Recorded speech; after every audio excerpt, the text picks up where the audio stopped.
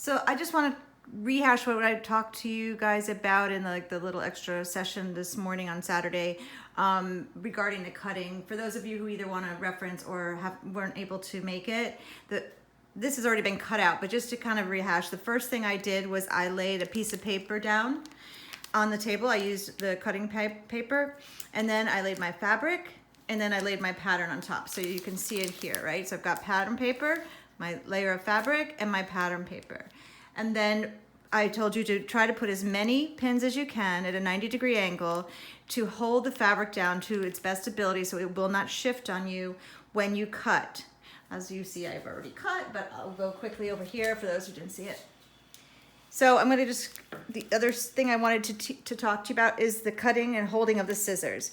Do not bring your scissors up in the air. Do not bring the fabric up in the air. Just try to hold your scissor as flat to the table as you can, just cutting with the tip of your scissor.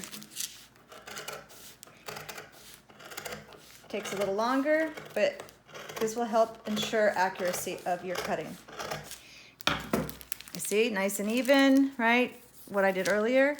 Okay, I'm not going to keep cutting to show you that, but the other thing we discussed was you need to chalk first and then tailor thread trace where you need markings. For example, on this pattern, this is where the waist is, so I would need to, I think the easiest way would have been for me to just turn it back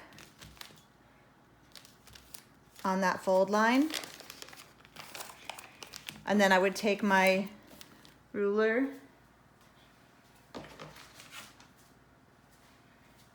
and chalk, making sure that's exactly, there we go.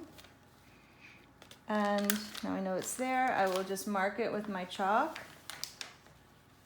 And then you can come in and thread trace, which is the same thing as, basting thread, your line, so you know where that line will be when you need to turn it. And then as I did here, I tailor tacked right on the edge of the fabric. For my notches, you should be notching your crotch level, your HBL, you've got your double notches at the crotch. Anywhere you have markings, you want to thread trace, tailor tack, and mark really well, but no cutting, okay? And here I also have a pocket that I'm gonna wanna mark, so I can use a wheel with tracing paper, the transfer paper. There's different ways you can mark, but make sure everything is clearly marked and no cutting. And that's it for the quick tour of the cutting sample.